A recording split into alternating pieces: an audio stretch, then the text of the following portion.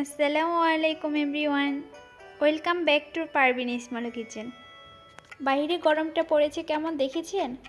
হঠাৎ আমি খেয়াল করলাম আমার চ্যানেলে তো কোনো চটপট লাচ্ছির রেসিপিই নেই। তাই আজকে আমি খুবই চটপট খুবই মজাদার একটি লাচ্ছি তৈরি করে দেখাবো আপনাদের। আমি এখানে কোনো সুগার সিরাপ ব্যবহার করব না, আবার চুলার কাছেও যাব না। ভিডিওটি দেখলেই আপনারা বুঝতে পারবেন। প্রথমে আমি মিক্সারের ভিতরে 2 কাপ মিষ্টি দই নিয়ে নিব।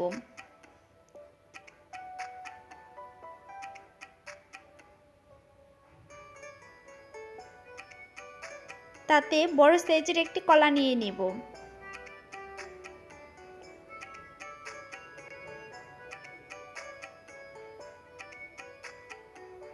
আর লাচ্ছি মানেই তো অনেকগুলো বরফ কুচি, তাই আমি 1 কাপ বরফ কুচি নিয়ে নিব। 2 কাপ ঠান্ডা পানি নিয়ে নিব।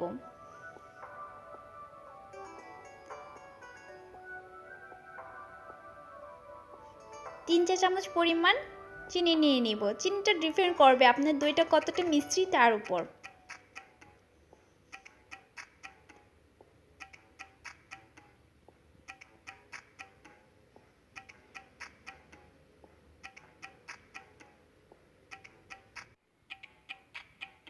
এবার খুব ভালোভাবে মিক্স করে নিতে হবে। আচ্ছা, যেহেতু আমি প্রথমে বলেছিলাম সুগার সিরাপের কোনো ঝামেলা নেই, তাই চিনিটা গলে আসা পর্যন্ত ভালোভাবে মিক্স করে নিতে হবে। আর ঠান্ডা পানিতে কোনো কিছু মিক্স হতে একটু সময় লাগে।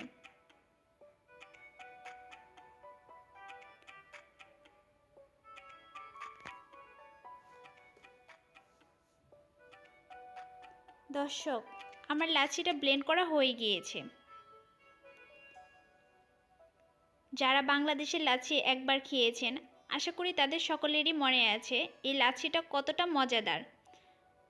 আর যারা দেশের বাইরে চলে এসেছেন তারা তো এই লাচ্ছিটা খুবই মিস করেন। সেই সব কিছু মাথায় রেখেই আমার এই আজকের আয়োজন।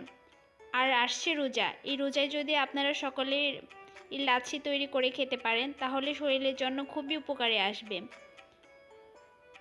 আমার এই রেসিপিটি যদি আপনাদের ভালো লাগে তাহলে অবশ্যই আমার চ্যানেলটি সাবস্ক্রাইব করার অনুরোধ রইল।